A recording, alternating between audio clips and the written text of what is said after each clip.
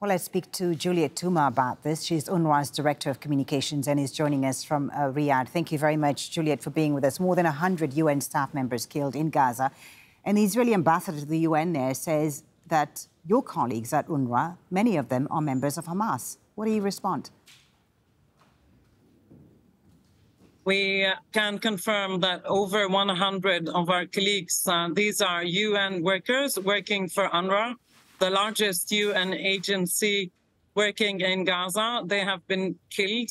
These numbers are verified by the United Nations. We ourselves at UNRWA, we verify these numbers. But what do you respond to the Israeli ambassador's claim that your colleagues at UNRWA are targeted, have been targeted because they're members of Hamas? These are colleagues of ours. These are teachers, doctors, sanitation workers, support staff, the backbone of the organization. And they have all been vetted. They have all been cleared, not only by the UN, but also the lists of these staff members are shared every year. We share it with the parties to the conflict, including with the government of Israel. These lists are shared by UNRWA with parties to the conflict and also with the occupying power and with the host governments and also with the government of Israel. Okay. Let me ask you about the situation on the ground right now, Juliette. The Israeli military, it seems, has begun its siege of Gaza City and its largest hospital, Al-Shifa. What are your teams on the ground telling you about the situation there and other medical facilities in Gaza right now? We continue to follow very, very closely with horror these reports that are coming out of Shifa.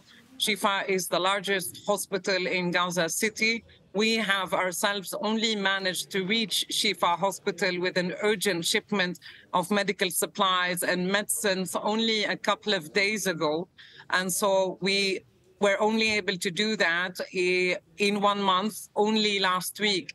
It's an indication of how tight this siege is and the issues that we continue to face with access, not only to bring in supplies from outside Gaza, but also to move within the Gaza Strip.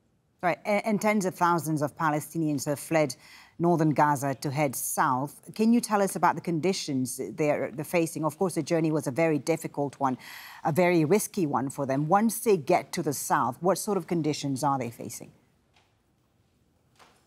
Yeah, there are estimates that between 50,000 to 80,000 people have been forced to flee their homes from the north of the Gaza Strip, including Gaza City, moving to middle areas and to southern areas.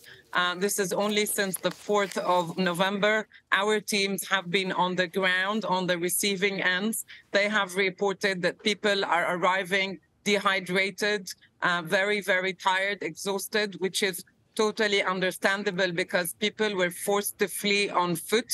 And this is a flock and an exodus. This is another forced displacement of the Palestinian communities, and this is collective punishment. Juliette Touma, thank you for talking to us. Juliette Touma is UNRWA's Director of Communications, joining us live from Riyadh there. Thank you very much for your time. Thank you. Well, let's discuss the latest diplomatic developments, I should say, further.